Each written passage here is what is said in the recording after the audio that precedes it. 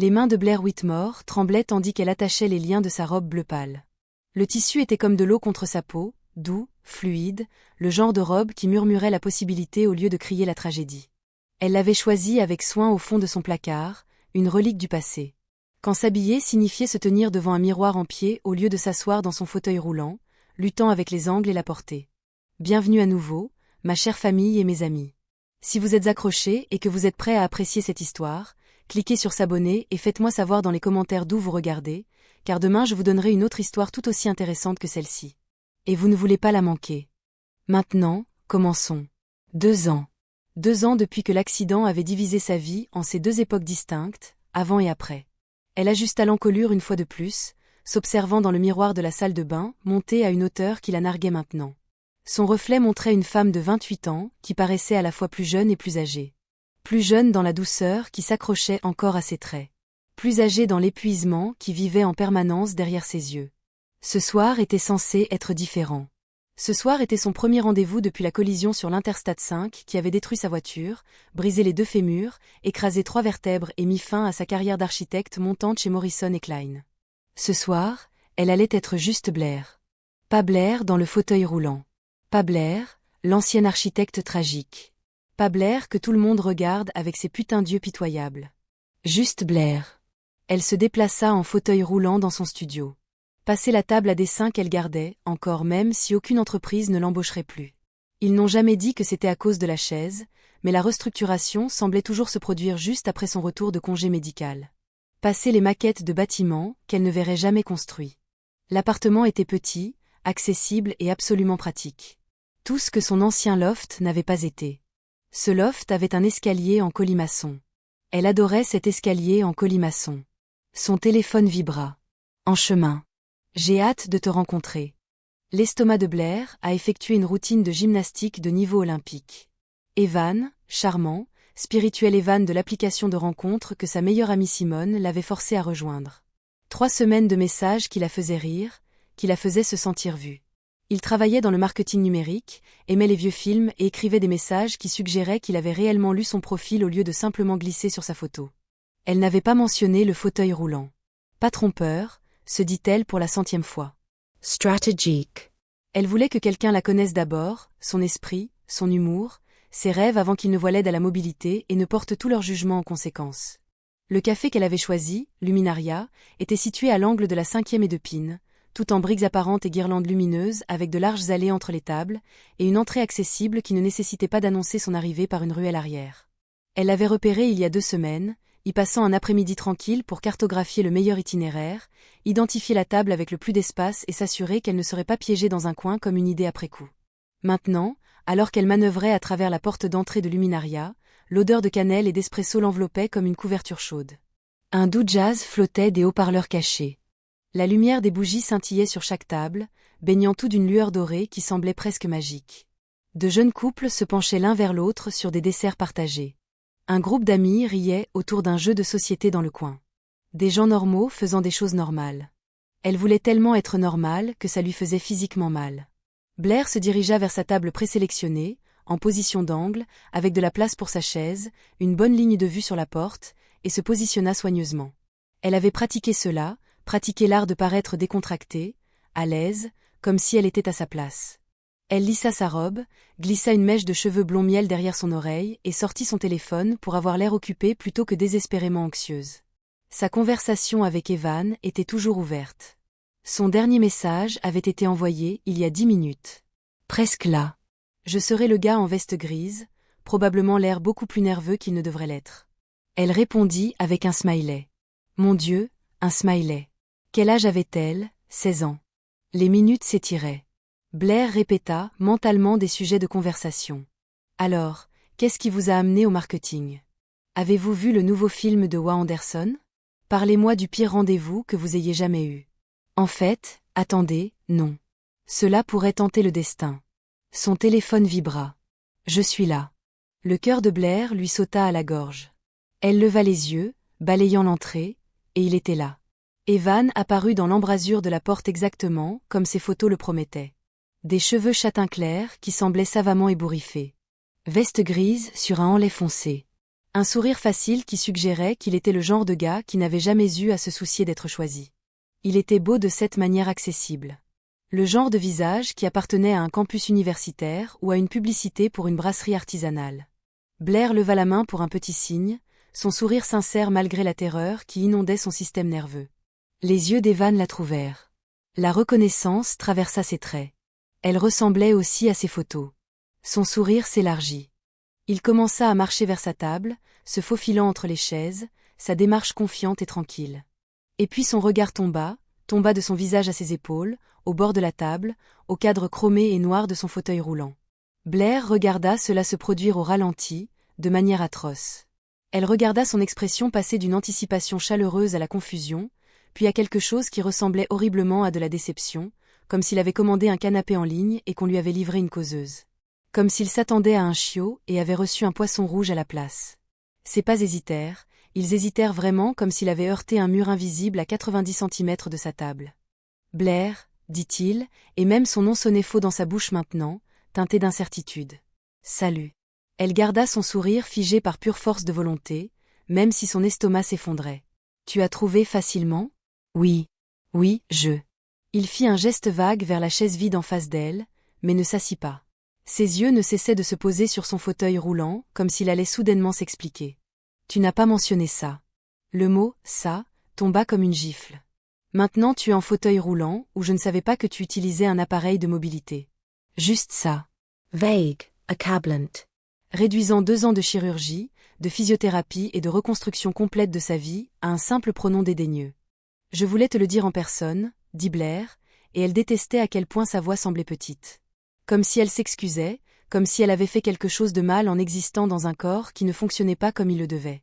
La mâchoire d'Evan se contracta.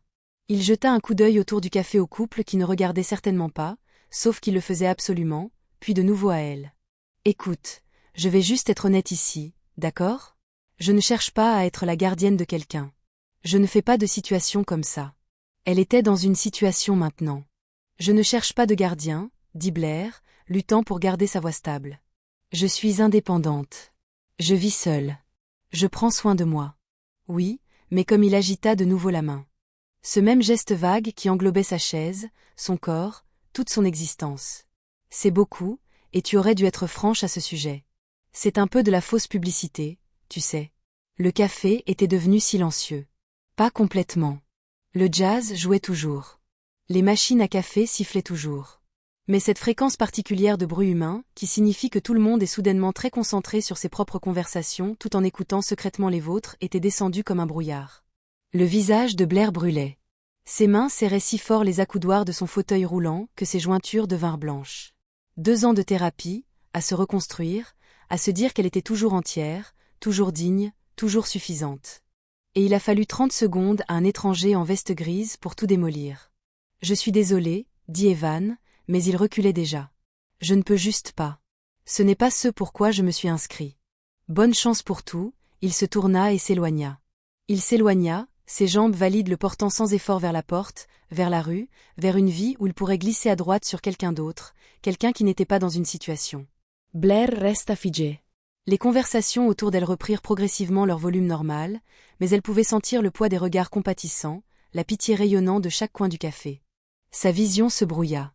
Elle cligna des yeux avec force, refusant de pleurer, refusant de donner à cet endroit plus de spectacle qu'elle n'en avait déjà fourni.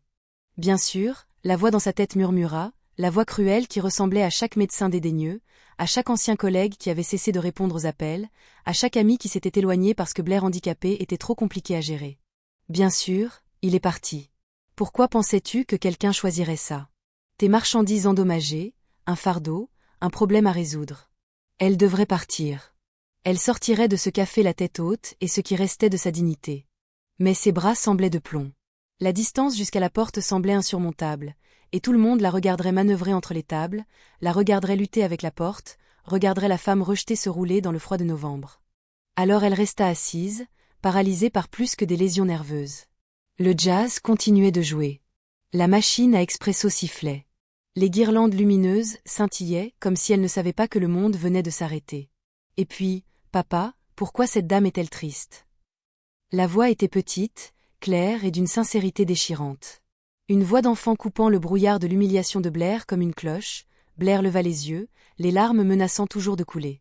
À 6 pieds de distance, illuminés par la lumière des bougies et ce qui semblait être leur propre source interne de luminescence, se tenaient 2 figures qui n'avaient pas vraiment leur place dans un café branché du centre-ville de Seattle.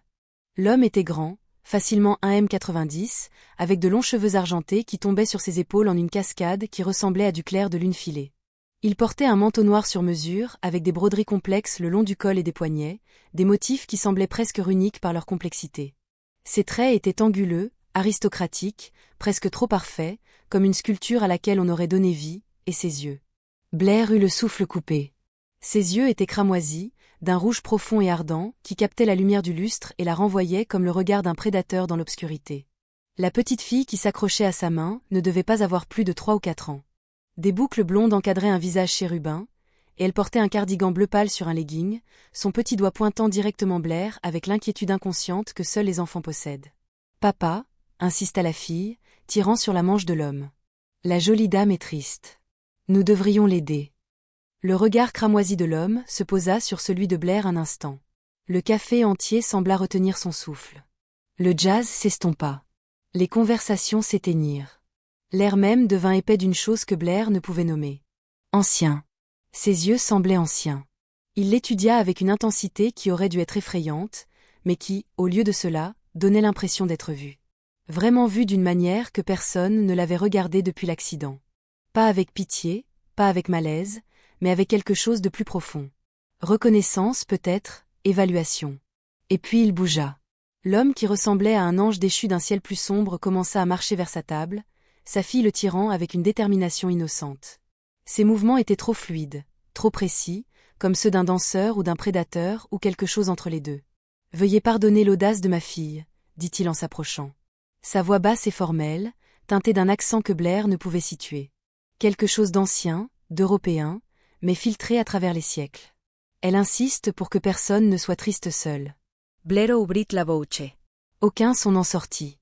La petite fille s'était déjà installée sur la chaise vide destinée à Evan, ses petites mains posées sur la table tandis qu'elle souriait à Blair avec une chaleur rayonnante qui semblait générer sa propre lumière. « Je suis Lyra », annonça la fille. « C'est mon papa, Darius. Tu as une jolie robe. Elle ressemble à la princesse Sky. » Les yeux de Blair passèrent de l'enfant à l'homme. Darius, qui restait debout, une main posée sur le dossier de la chaise de Lyra, attendant, ne s'asseyant pas avant d'y être invité. La pièce entière semblait différente maintenant, chargée comme l'air avant un coup de foudre. Les yeux cramoisis de Darius retinrent les siens.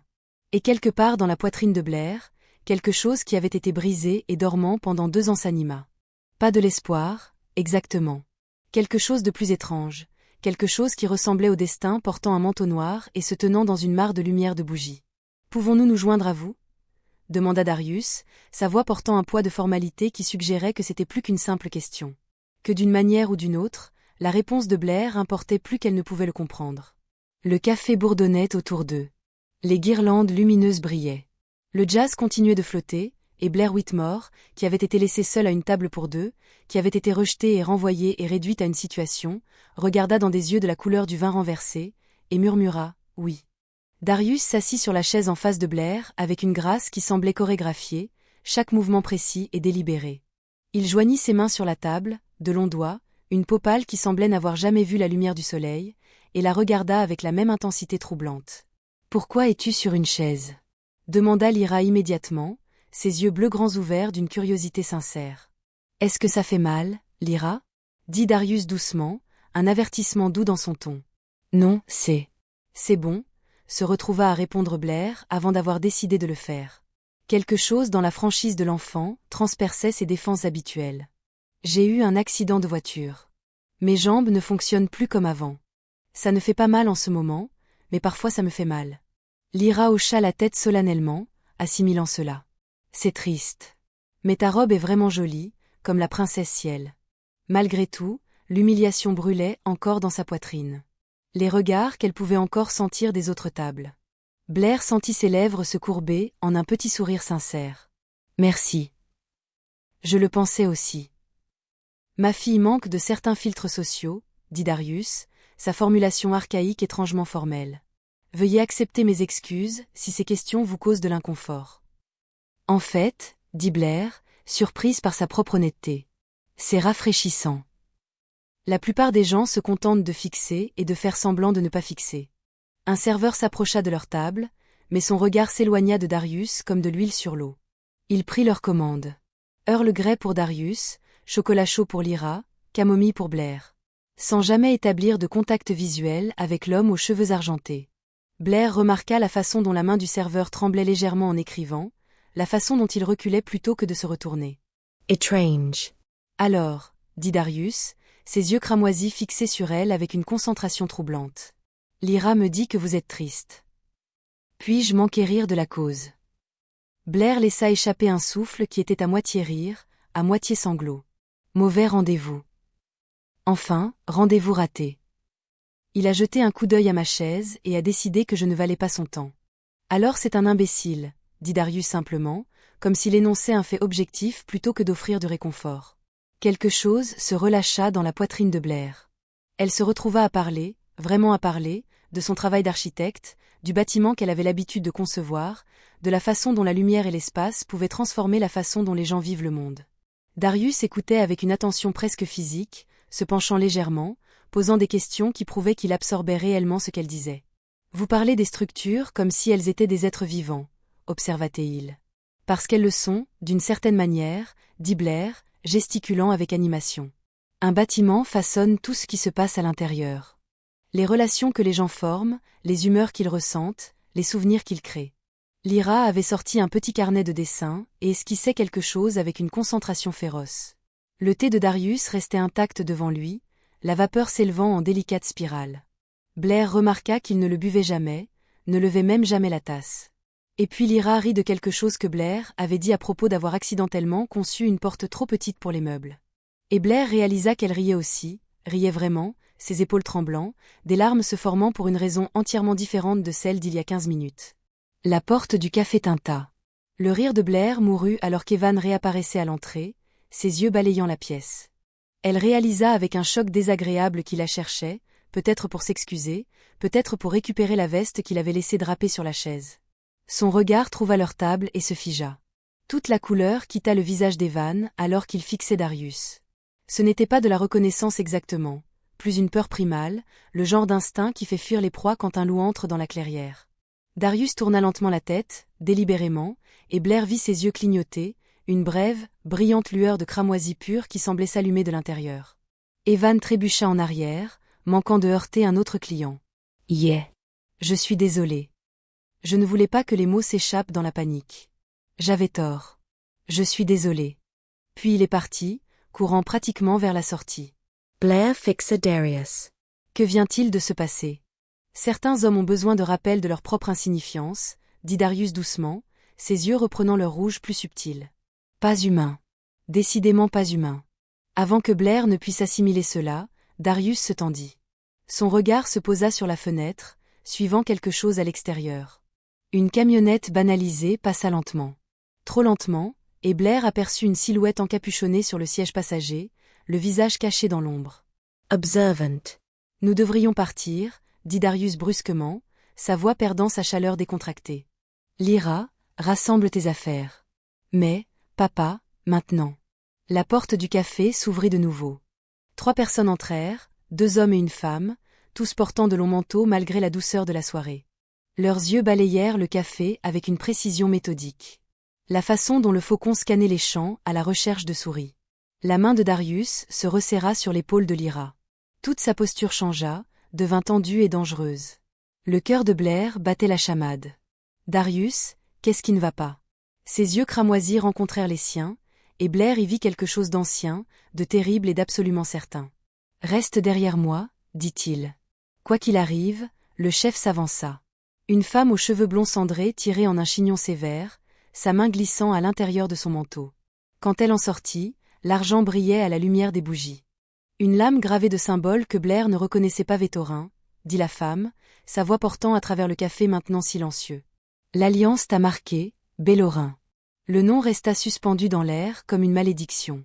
Ce n'est pas l'endroit, dit Darius doucement, son corps incliné pour protéger Lyra et Blair. Il y a des innocents ici. Il y a toujours des innocents. Les compagnons de la femme la flanquèrent, révélant leurs propres armes. Une autre lame, une fiole de liquide clair qui captait étrangement la lumière. Cela n'a pas arrêté les vôtres depuis des siècles. S'il vous plaît. La voix de Darius resta calme, mais Blair entendit l'acier en dessous. Ma fille aurait dû être abattue avec sa mère. Tout s'est passé en même temps. La femme bougea la première, incroyablement vite. Darius fut plus rapide. Il attrapa sa lame à main nue. Blair vit du sang noir dans la pénombre et se tordit. La femme vola en arrière contre une table. Le bois se brisa. Les bougies tombèrent, les flammes s'accrochant aux nappes. Le café a sombré dans le chaos. Les clients hurlaient, se bousculant vers les sorties. L'un des chasseurs a lancé sa fiole. Elle s'est brisée contre l'épaule de Darius, et il a sifflé. Une douleur réelle traversant son visage. Mais il n'a pas ralenti. Ses mouvements se sont brouillés, trop rapides pour des yeux humains, déviant les lames et protégeant Lyra de son corps. Le monde de Blair s'est compressé en vision tunnel. Le son s'est estompé en un rugissement lointain. Elle a essayé de manœuvrer sa chaise loin des combats, mais les meubles renversés bloquaient chaque chemin. Ses roues ont accroché quelque chose, un sac à main, un pied de chaise, et elle s'est arrêtée brusquement. Le troisième chasseur, un homme avec une arbalète, l'a repéré. Ses yeux se sont posés sur Lyra, qui se tenait figée derrière Darius, et un calcul a traversé son visage. Les vulnérables. Il a levé l'arbalète, visant au-delà de Darius la petite fille, dont les yeux bleus étaient grands ouverts de terreur. Blair n'a pas réfléchi. Elle a poussé son fauteuil roulant en avant avec chaque once de force dans ses bras, se jetant entre le carreau et l'enfant. Le métal a résonné lorsque le carreau a frappé le cadre de sa chaise et a dévié, mais pas entièrement. Une douleur brûlante a traversé son bras supérieur alors que le projectile effleurait la peau. Elle a serré les dents, goûtant le cuivre. Lyra, baisse-toi.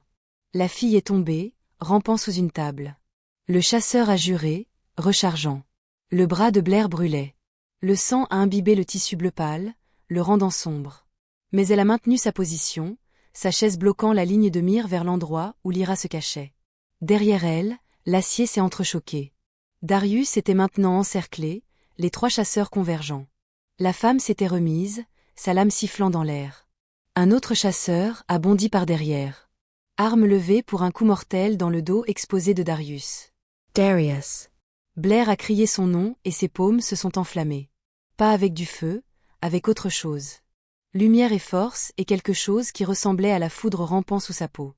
Ses mains brûlaient d'une chaleur impossible et une puissance en a jailli dans une onde de choc d'énergie chatoyante qui a ondulé dans l'air comme de la chaleur. Distortion. Le chasseur attaquant. Le dos de Darius a volé à travers le café et a traversé la fenêtre avant dans une explosion de verre. Le silence est tombé, brisé seulement par les alarmes de voiture et les sirènes lointaines. Blair a regardé ses mains, toujours légèrement lumineuses avec l'énergie résiduelle. Impossible. C'était impossible. Le chasseur a regardé aussi. Le visage de la chef était devenu pâle. Vieux sang, a-t-elle murmuré. Les prophéties étaient vraies. Partez, a ordonné Darius, et sa voix a résonné avec quelque chose au-delà de l'autorité humaine. Ou le prochain passera par votre poitrine au lieu de la fenêtre. La femme a croisé son regard. L'alliance reviendra, Valtrine. Pour toi, pour la fille, et maintenant pour ton nouveau mage de compagnie, dit-elle en désignant ses compagnons.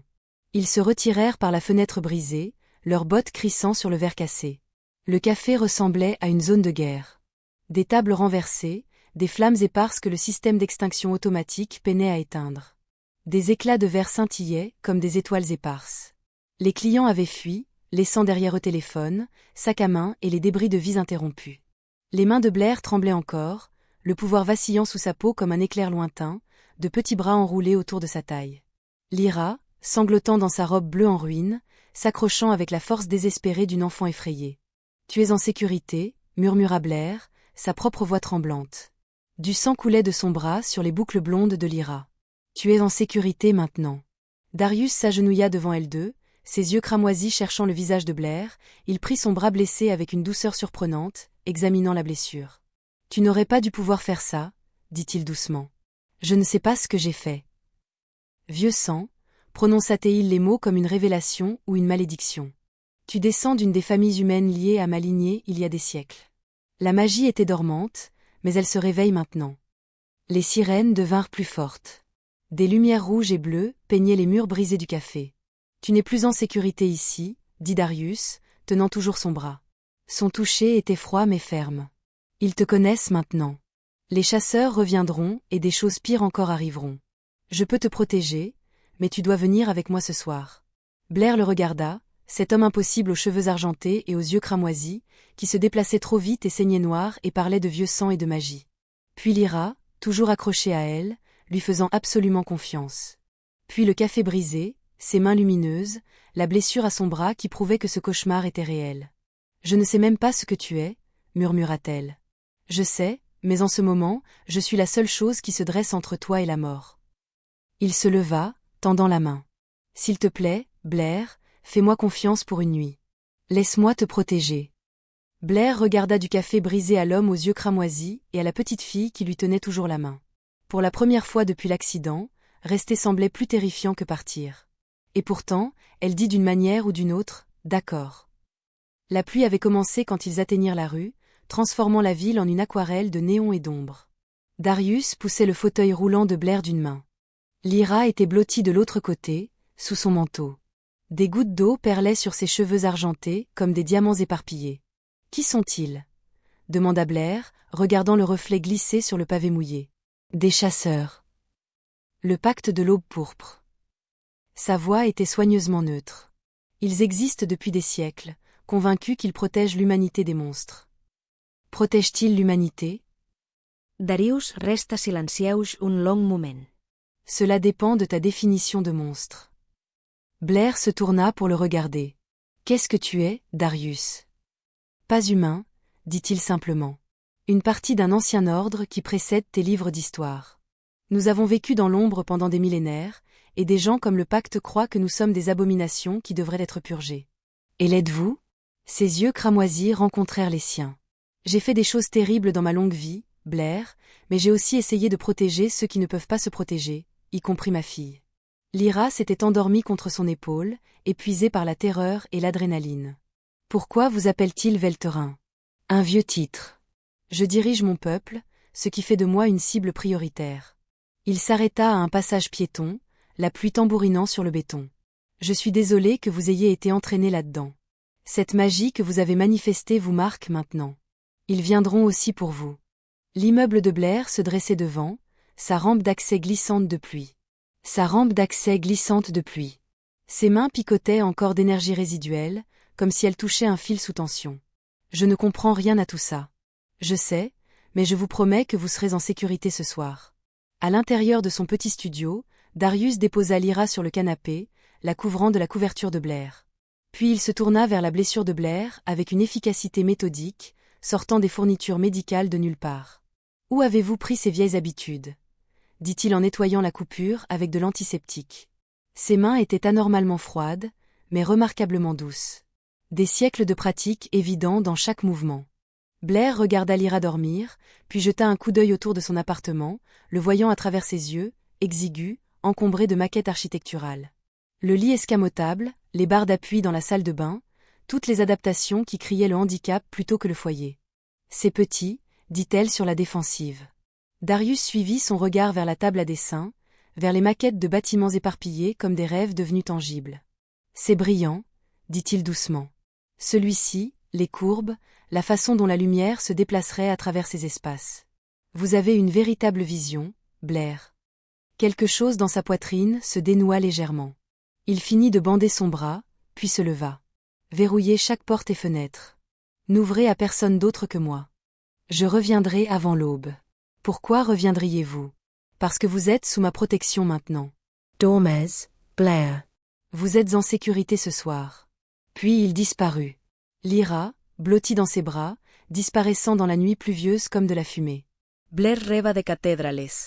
Des plafonds incroyablement hauts s'arquaient au-dessus, peints de scènes d'anges et de démons enfermés dans une bataille éternelle. Des lustres laissaient couler des larmes de cristal, projetant une lumière prismatique sur les sols de marbre poli.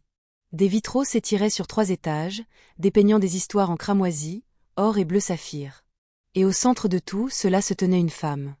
Elle portait une couronne d'argent torsadée, et sa peau était pâle comme la mort. Des crocs brillaient quand elle souriait. Ses yeux cramoisis comme ceux de Darius, fixés sur Blair avec reconnaissance. « Nous vous avons attendu » murmura la femme, sa voix résonnant dans le vaste espace. Celle qui nous sauverait ou nous détruirait. Bienvenue à la maison, sang de mon sang.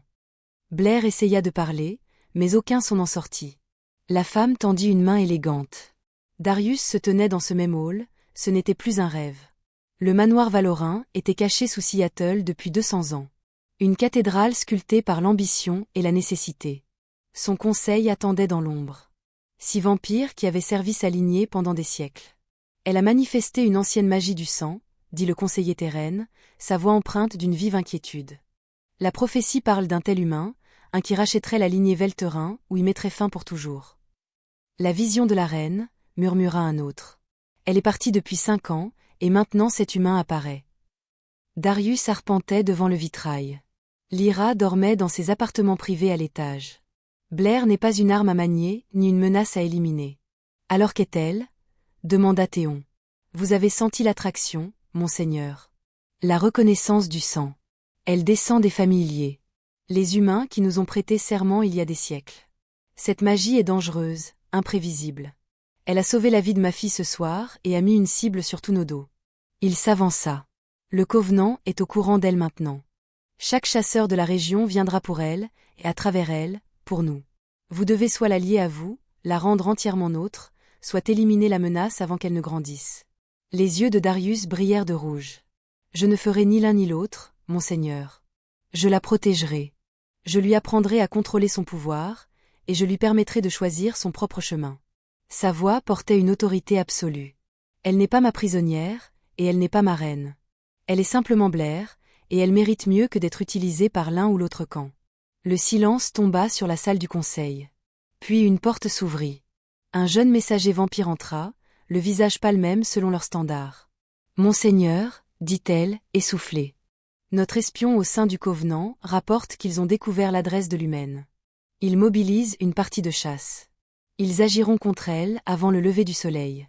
Darius sentit la glace cristalliser dans ses veines mortes. Il l'avait laissée seule. Laissée vulnérable dans ce petit appartement avec ses serrures fragiles et ses fenêtres au rez-de-chaussée.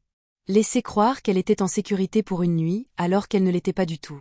Rassemblez la garde, ordonna-t-il, se dirigeant déjà vers la sortie. Maintenant, Blair se réveilla à la lumière de la lune qui traversait sa fenêtre et à une silhouette debout sur son balcon. Elle se figea, la main tendant instinctivement vers son téléphone. Puis la silhouette s'avança dans la lumière argentée et elle reconnut les longs cheveux, le manteau élégant. Darius. Elle déverrouilla la porte coulissante avec des doigts tremblants. Comment avez-vous ? Je suis au 3e étage. J'ai grimpé. Il entra et, au clair de lune, sa nature était indéniable.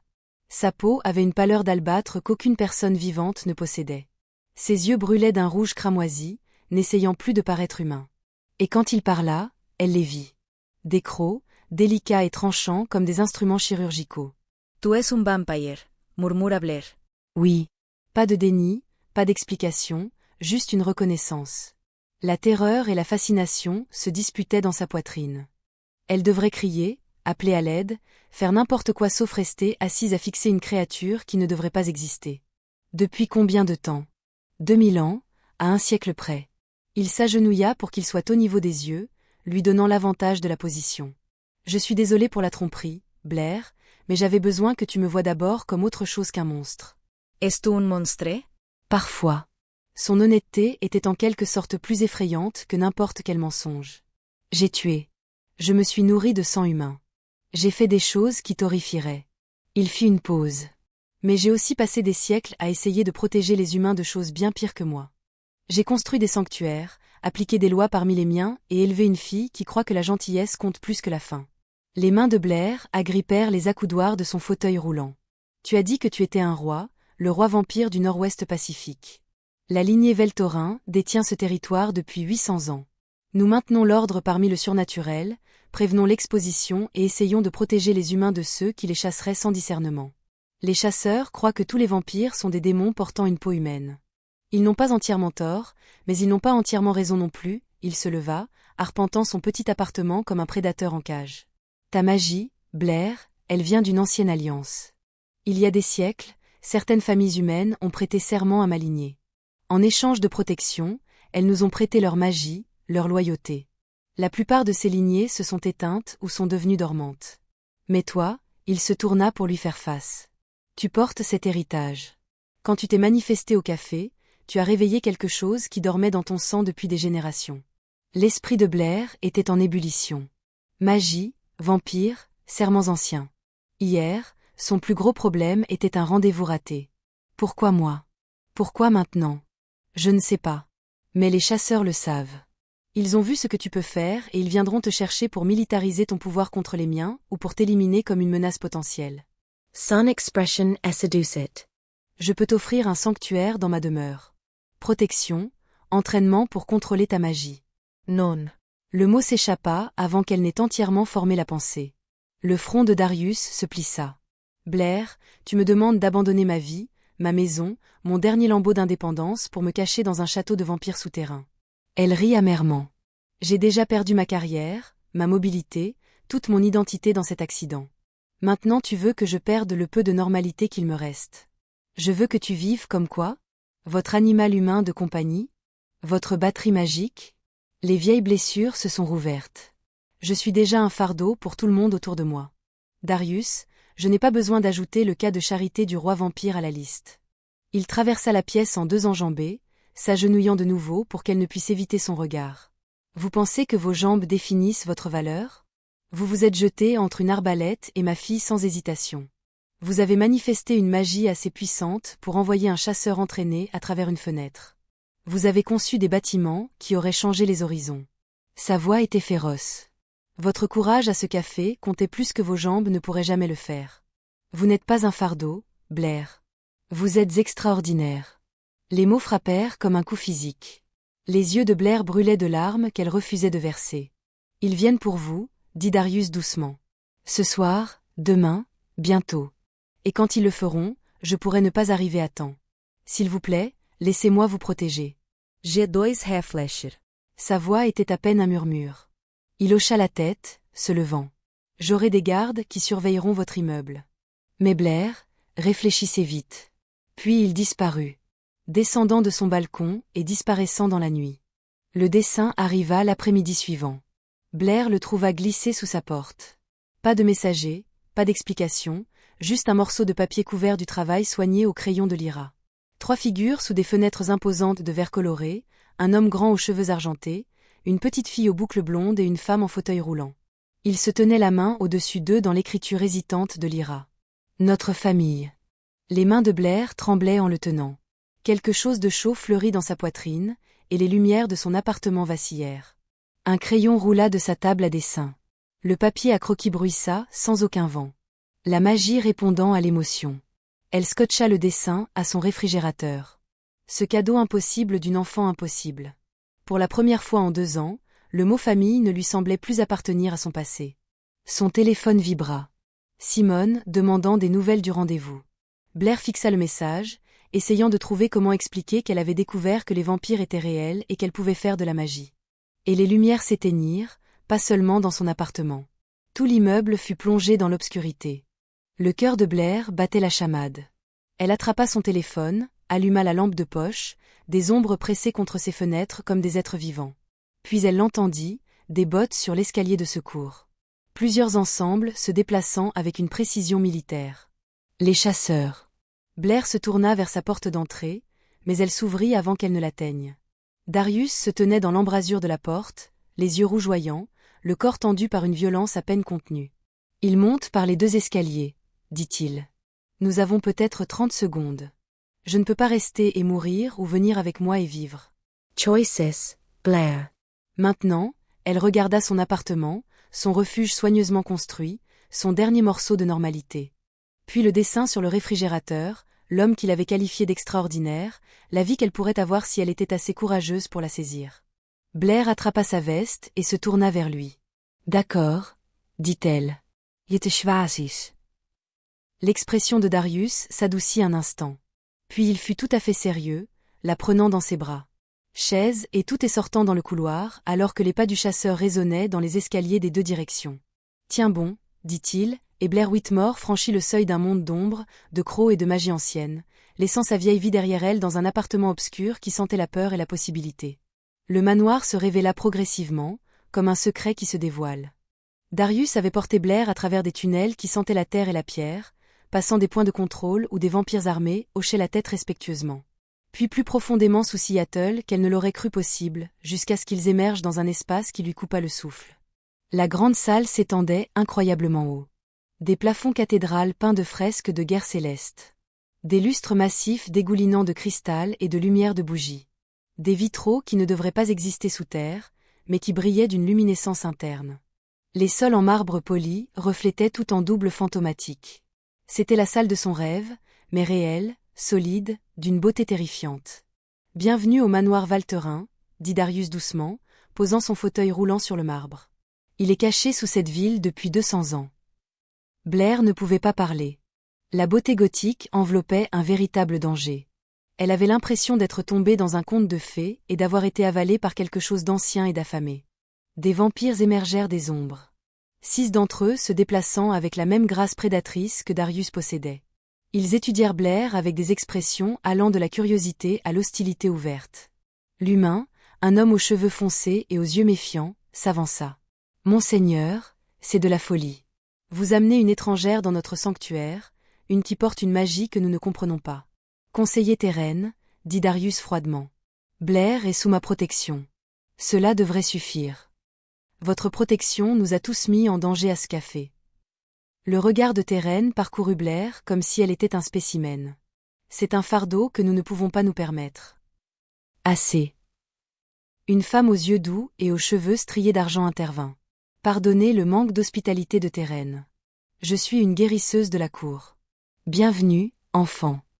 Un autre vampire, d'apparence plus jeune avec un sourire facile, fit un petit salut à Blair.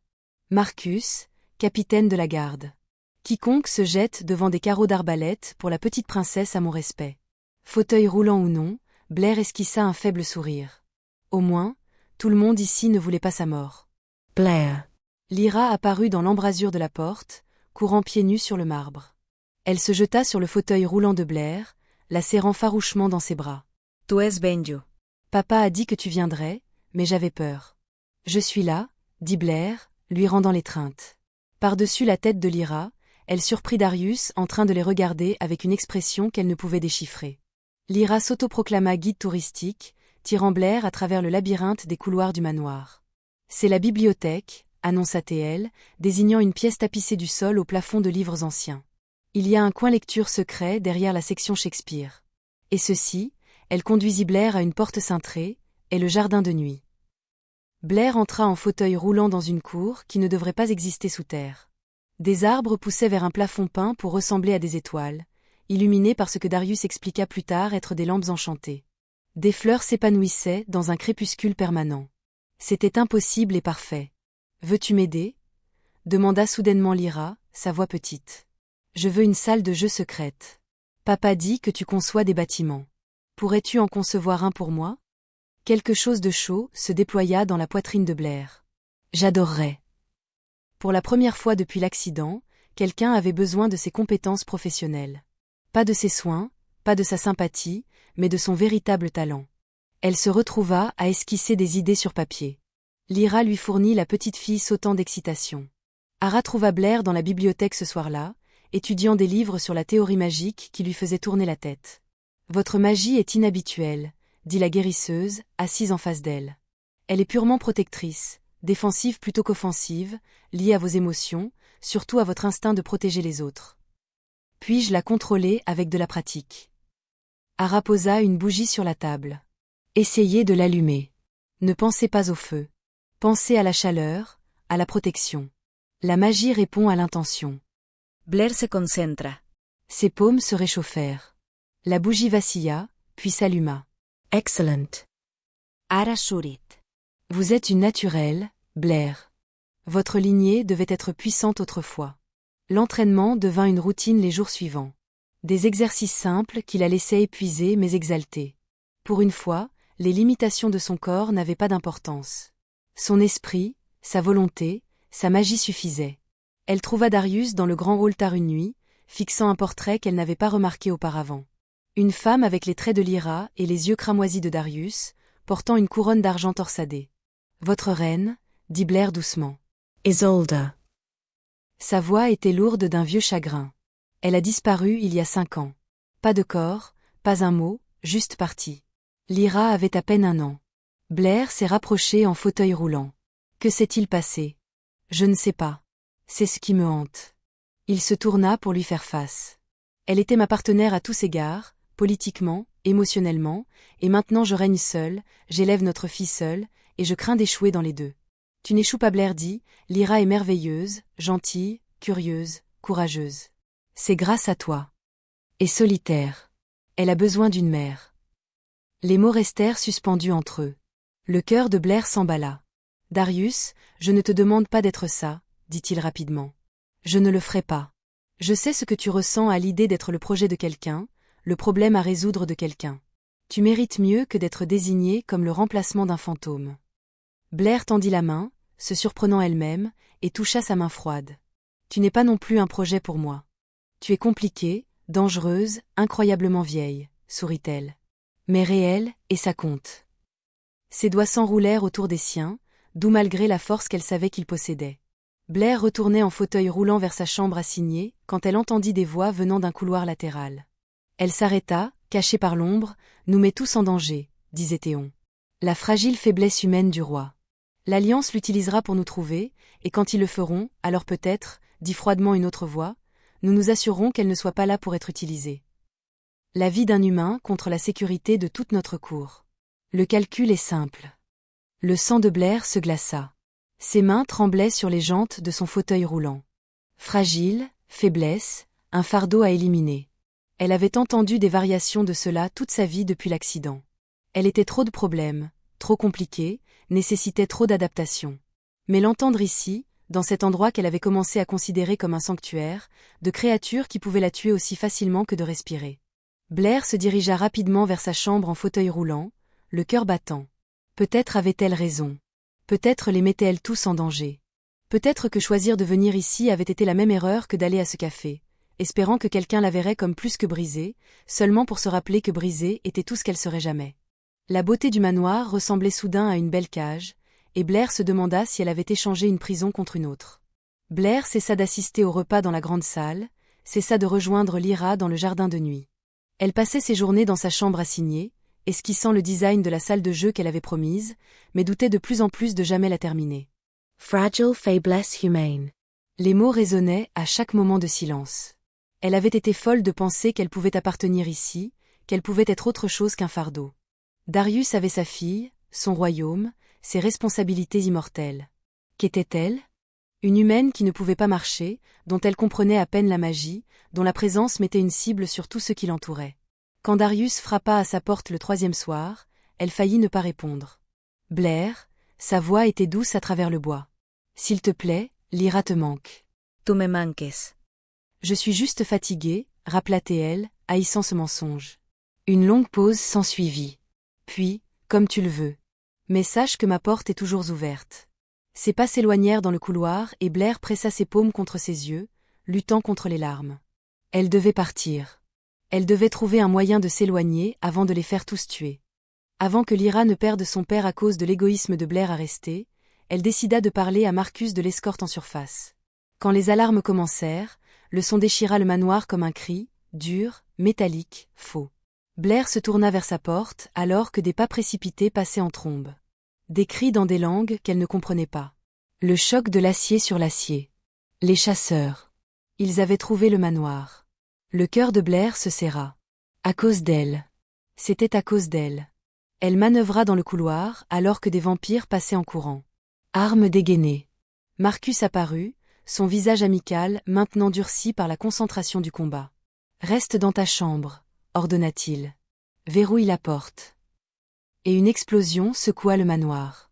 Marcus trébucha, puis courut vers la grande salle.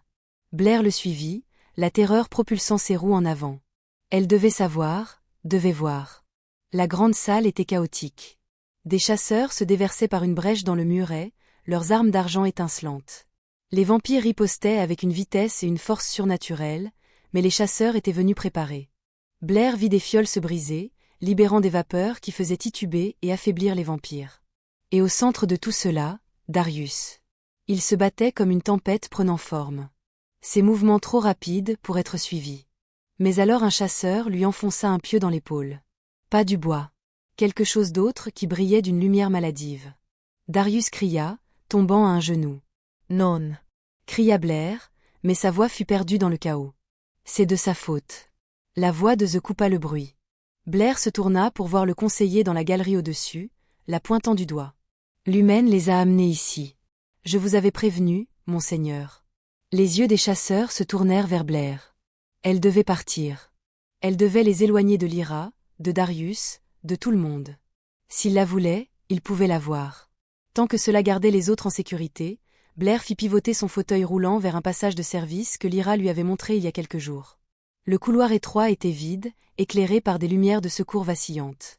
Elle se propulsa en avant, les bras brûlants d'effort, essayant de se souvenir du chemin vers la surface. Elle était à mi-chemin lorsque des silhouettes émergèrent des ombres devant elle. Des chasseurs, 3 d'entre eux, bloquant son évasion. « Vous allez quelque part ?» La femme blonde cendrée du café sourit froidement. Les mains de Blair s'enflammèrent d'une magie défensive. « Restez en arrière. » Quel esprit! La femme fit un signe de tête à ses compagnons. « Prenez-la. » Blair déchaîna tout ce qu'elle avait. Des ondes de choc projetèrent un chasseur en arrière. Mais les 2 autres étaient prêts. Ils lancèrent quelque chose qui s'enroula autour de ses poignets comme du métal liquide. Et soudain, sa magie disparut. Éteinte comme une bougie. Des entraves enchantées. Elle se battit quand même, griffant et frappant. Mais ils la tirèrent de son fauteuil roulant avec une violence désinvolte. Blair cria, priant que quelqu'un l'entende. « Papa !» La voix de Lyra, petite et terrifiée. La petite fille l'avait suivie, se tenait à l'entrée du passage, regardant Blair être traînée. « Lyra, cours !» cria Blair, mais Lyra courait déjà vers eux, pas loin. Un chasseur frappa l'enfant du revers de la main. « Lyra Essafandra. Non. » Le cri de Blair lui déchira la gorge, mais les chasseurs avançaient, la traînant dans l'obscurité. Darius intended Lyra Cryer. Le son traversa le brouillard de la bataille, à travers le poison qui affaiblissait ses membres. À travers 2000 ans de contrôle appris, il arracha le pieu lumineux de son épaule, une agonie comme il n'en avait pas ressenti depuis des siècles, et se précipita vers le son. Il trouva Lyra dans le passage des serviteurs, sanglotant, une échymose fleurissant sur sa joue. « Ils ont pris Blair », pleura-t-elle. « Papa, ils l'ont prise. » Darius regarda le couloir vide, vit le fauteuil roulant de Blair abandonné, une roue tournant encore. Sentit son sang là où elle s'était battue. Partie. Elle était partie. Son plus ancien visage lui revint en mémoire. Une autre femme qu'il n'avait pas réussi à protéger. Une autre perte gravée dans son cœur mort. Mais cette fois, il l'avait vue venir. Cette fois, il savait que Blair doutait de sa place ici. Il l'avait senti s'éloigner, et il n'avait rien fait. « Monseigneur !» Marcus apparut, saignant d'une 12aine de blessures. Les chasseurs se retirent. Ils ont ce qu'ils sont venus chercher. Darius souleva Lyra doucement, la serrant contre sa poitrine. Les larmes de sa fille imbibèrent son manteau. « Trouvez-la, » dit-il, sa voix froide comme la tombe. « Je me fiche de ce qu'il faut. Trouvez Blair maintenant. » Blair arriva à une cathédrale, pas la magnifique salle souterraine de Darius. C'était une ruine, un cadavre évidé de foi. Des vitraux fissurés laissaient entrer le clair de lune. Des bancs brisés avaient été poussés de côté pour faire de la place à l'équipement des chasseurs et suspendus par des chaînes sous la plus grande fenêtre, les poignets liés par ces entraves qui amortissaient la magie, se trouvait Blair. Son fauteuil roulant était à 6 mètres, moqueusement hors de portée. La chef blonde cendrée s'approcha, flanquée d'autres personnes. Sur un autel de fortune se trouvait une boîte ornée couverte de symboles que Blair ne reconnaissait pas. La relique Valtoran, dit la femme d'un ton de conversation. Forgée par les premiers chasseurs de vampires il y a 500 ans, elle a le pouvoir de mettre fin à toute la lignée Valtron. Darius, sa fille, chaque vampire assermenté à sa maison. Elle sourit. Mais elle nécessite une magie très spécifique pour être déverrouillée. Une magie qui n'a pas existé depuis des siècles. L'estomac de Blair s'asserra. Ma magie? Exactement. Du vieux sang lié à d'anciens serments. Tu es la clé, Blair. La femme se pencha plus près. Et tu vas nous aider à détruire les monstres que tu as protégés, que tu le veuilles ou non. Blair testa ses liens, mais ils tinrent bon. En dessous d'elle, à travers les fenêtres fissurées, elle pouvait voir les lumières de Seattle scintiller au loin. La ville continuait, inconsciente de la guerre surnaturelle qui se déroulait dans ses ombres. Elle pensa au dessin de Lyra, notre famille. Elle pensa à Darius, le qualifiant d'extraordinaire. Elle pensa à quel point elle avait été stupide de croire qu'elle pourrait jamais être autre chose que brisée. La chef des chasseurs posa ses mains sur la relique. Kamenkens. Tu dois comprendre, dit la femme blonde cendrée, tournant autour de Blair comme un prédateur. Tu es brisé, endommagé. Le roi vampire t'a gardé parce que tu es utile. Une arme avec une magie dormante. Rien de plus. Les poignets de Blair lui faisaient mal là où les liens mordaient sa peau. Tu ne sais rien de lui, n'est-ce pas? La femme rit. C'est une créature qui existe depuis des millénaires en utilisant les humains. Tu penses que tu es especiale? Tu es pratique. Une batterie magique dans un fauteuil roulant qu'il peut manipuler avec une fausse affection. Les mots trouvèrent leur cible. Blair avait elle-même pensé la même chose dans des moments plus sombres. Maintenant, la femme força les mains liées de Blair vers la relique. Ouvre-la. Blair tenta de résister, mais la prise de la femme était de fer. Le pouvoir jaillit involontairement des paumes de Blair, attiré par la proximité de l'ancien artefact. La relique bourdonna, les symboles commençant à briller. Arit, Halita Blair. Je ne peux pas le contrôler. Tu n'as pas besoin de le contrôler. Nourris-le simplement. La magie jaillit de Blair par éclats instables, chacun la laissant plus faible. La relique la but avidement, sa lueur s'intensifiant. Si cela continuait, elle s'ouvrirait. Et Darius, Lyra, tout le monde dans le manoir mourrait. À 20 mètres de là, Darius chancela alors que Lara retirait le dernier fragment de steak empoisonné de son épaule. Tu peux à peine te tenir debout, protesta Marcus. Laisse-moi mener l'assaut. Non. La voix de Darius était absolue. Il avait échoué avec Isolda. Il n'échouerait pas avec Blair. Rassemblez tous ceux qui sont loyaux envers la couronne. Nous partons maintenant. Même s'il s'avança, son expression sombre. J'avais tort, monseigneur. L'humain ne nous a pas trahis. J'ai été l'idiot qui nous a rendus vulnérables en contactant le Covenant. Je vais aider à la ramener. Les yeux de Darius brillèrent de rouge. Quand ce sera fini, toi et moi aurons des comptes à régler. Pour l'instant, tu te bats pour sa vie. Lyra apparut dans l'embrasure de la porte, son petit visage déterminé. Je viens aussi. Absolument pas. Elle m'a sauvé, papa. 2 fois. Les larmes coulaient sur ses joues. S'il te plaît, ramène-la à la maison. Darius s'agenouilla, serrant sa fille contre lui. Je le ferai. Je te le promets, petite étoile. Je ramènerai Blair à la maison. Les portes de la cathédrale explosèrent vers l'intérieur. Des vampires se déversèrent par la brèche. Marcus menant la charge. Tout de suite derrière, avec sa propre vitesse terrible. Les chasseurs se précipitèrent vers des positions défensives alors que la bataille éclatait au milieu des bancs brisés et du clair de lune fracturée. Darius se déplaçait parmi eux comme la mort elle-même, blessé mais inarrêtable. Ses yeux trouvèrent Blair suspendue sous le vitrail, la relique flamboyante entre elle et le chef des chasseurs. « Blair !» cria-t-il. Elle leva les yeux, l'espoir et le désespoir se disputant sur son visage. « Darius, la relique, je ne peux pas l'arrêter. » La magie s'échappa de ses mains, alimentant l'artefact. Les symboles étaient presque complets maintenant, à quelques minutes de l'activation. Le chef aux cheveux blonds cendré sourit. Trop tard, vampire. Elle a déjà ouvert la porte. Blair regarda Darius se battre pour l'atteindre. Le regarda prendre une lame destinée à Marcus. Le regarda refuser de céder même si du sang, noir comme la nuit, tachait son manteau. Il mourrait en essayant de l'atteindre. Et Lyra perdrait son père parce que Blair était trop faible, trop brisé, trop non.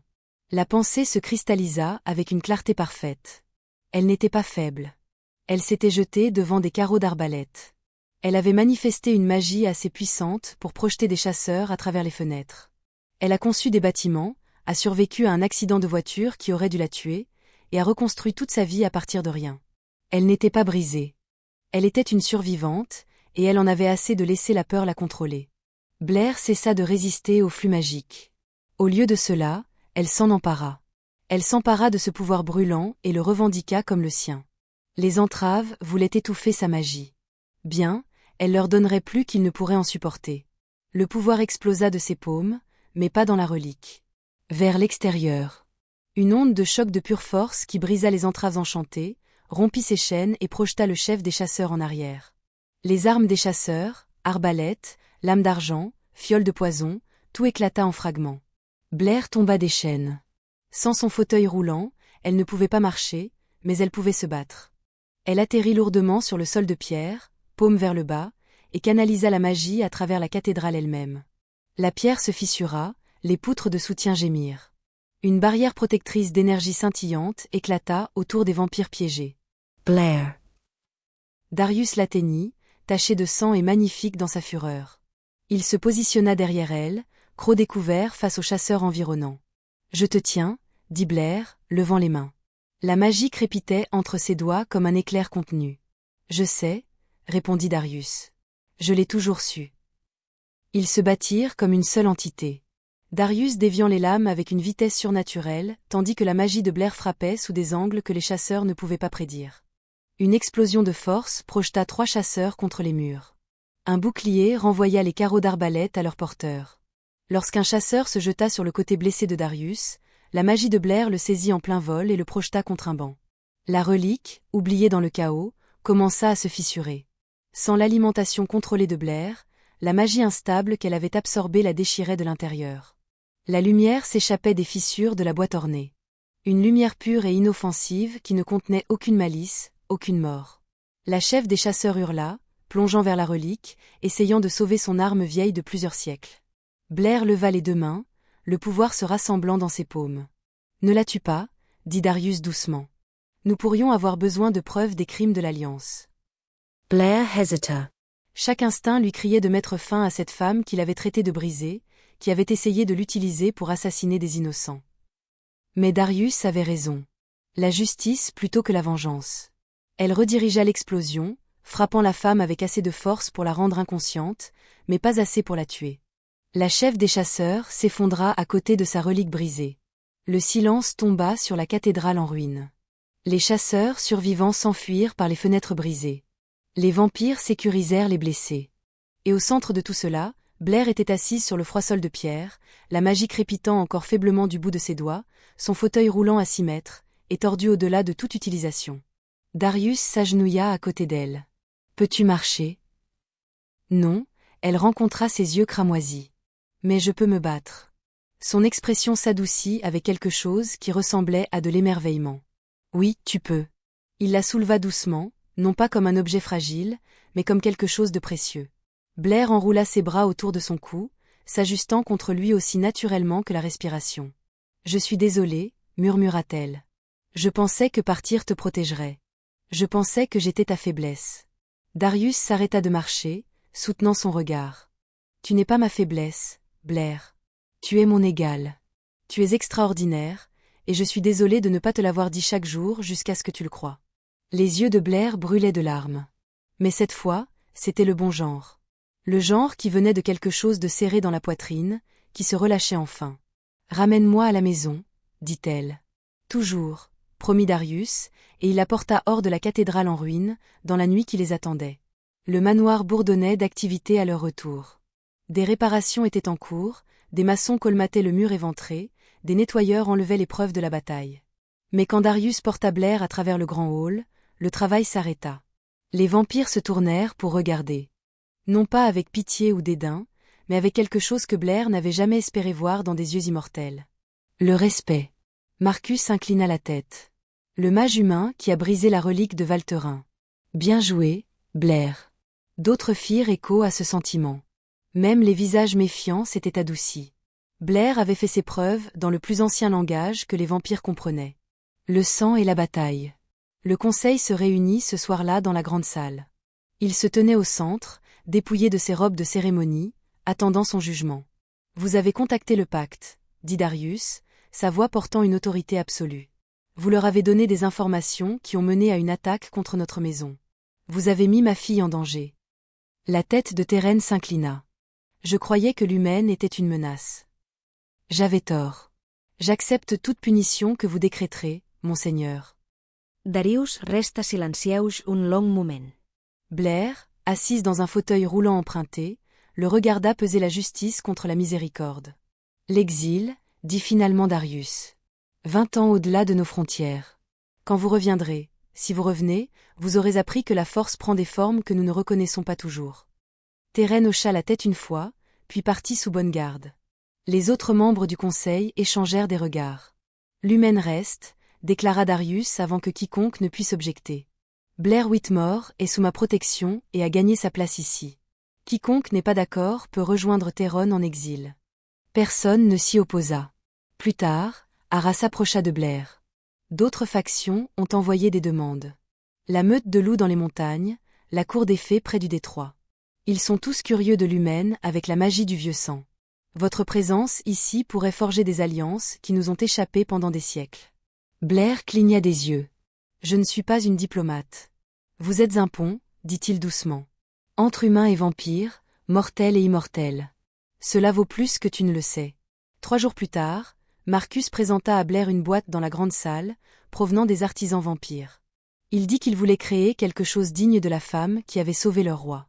Blair l'ouvrit et y trouva des composants. Du métal noir élégant bordé de filigranes d'argent, des mécanismes enchantés qui bourdonnaient d'une magie latente. Une fois assemblés, ils formaient un fauteuil roulant comme elle n'en avait jamais vu. Le cadre était léger, mais incroyablement solide. Les roues répondaient à la pensée autant qu'au toucher, enchantées pour se déplacer avec une fluidité surnaturelle. Le design était élégant, fonctionnel, beau, conçu spécifiquement pour son corps, ses besoins, son indépendance. Blair passa ses doigts sur les accoudoirs, retenant ses larmes. « C'est parfait. Tu fais partie de ce monde maintenant, » dit Marcus. « Nous prenons soin des nôtres. » Ce soir-là, Lyra trouva Blair dans le jardin de nuit, esquissant dans le nouveau fauteuil roulant qui bougeait comme une extension de son corps. « Je t'ai fait quelque chose aussi, » annonça Lyra, présentant un papier soigneusement plié. Blair le déplia pour voir 3 figures dessinées au crayon sous des vitraux imposants. Darius, grand et aux cheveux argentés. Lyra, petite et blonde, et Blair, assise dans sa chaise, tous se tenant la main. Au-dessus d'eux, dans l'écriture de Lyra qui s'améliorait, notre famille. « Tu aimes ?» demanda Lyra avec anxiété. Blair tira la petite fille sur ses genoux, fauteuil roulant et tout, et la serra fort. « J'adore. Merci, petite étoile. » Darius les trouva là alors que le clair de lune filtrait à travers le plafond enchanté. Il les observa un instant. Sa fille et la femme qui était devenue bien plus que ce qu'il avait jamais espéré, et sentit quelque chose dans son cœur vieux de plusieurs siècles enfin se mettre en place. « Blair, » dit-il doucement, « puis-je te parler ?» Lyra s'éloigna en courant avec un sourire entendu. Blair se tourna vers lui, sa nouvelle chaise se déplaçant avec une grâce sans effort. « Marchons ensemble. » Darius lui tendit la main. Ils se dirigèrent vers la grande salle, maintenant vide et paisible. Les lustres projetaient une lumière dorée sur les sols de marbre. Les vitraux brillaient de leur luminescence interne, peignant tout dans des nuances de cramoisi et de saphir. « J'ai quelque chose à te demander, » dit Darius, son ton formel masquant une nervosité que Blair n'avait jamais entendue auparavant. « Reste. » Pas comme une invitée, pas comme quelqu'un sous protection. Reste comme toi-même, comme ma conseillère, comme protectrice et enseignante de Lyra, comme quelqu'un avec une voix dans cette cour. Le cœur de Blair battait la chamade. « Darius, je ne te demande pas d'être une Zelda, » continua-t-il. « Je ne te demande pas de remplir un rôle ou de combler un vide dans ma vie.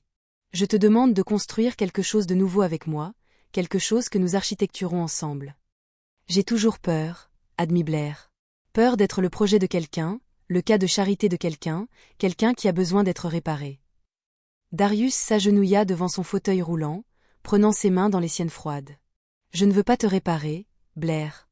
Je veux me battre à tes côtés. Je veux construire un avenir où les humains et les vampires ne se cachent pas les uns des autres. Je veux voir Lyra grandir en sachant qu'elle est aimée par la femme la plus courageuse que j'ai jamais rencontrée. » Ses yeux cramoisis retinrent les siens. « Je désire ton esprit, ton courage, ton âme. Pas tes jambes, pas ta réparabilité. Juste toi. » Blair eut le souffle coupé. « Juste moi ? Vous tous. » Chaque pièce têtue, brillante et extraordinaire. Elle leva la main et le tira près d'elle, leurs visages à quelques centimètres l'un de l'autre. « Alors oui, je resterai. Je construirai cet avenir avec toi. » Le baiser fut lent et délibéré. 2000 ans de solitude, rencontrant 2 ans de douleur et trouvant quelque chose qu'aucun des deux n'attendait. Espoir, foyer, guérison. Quand ils se séparèrent enfin, Darius posa son front contre le sien. « Merci, » murmura-t-il. « D'avoir choisi nous. »« Merci de m'avoir choisi en premier, » répondit Blair. Les semaines passèrent. La table à dessin de Blair occupait désormais un coin de la grande salle, couverte de croquis pour une nouvelle aile du manoir. Des rampes accessibles qui ressemblaient à de l'art.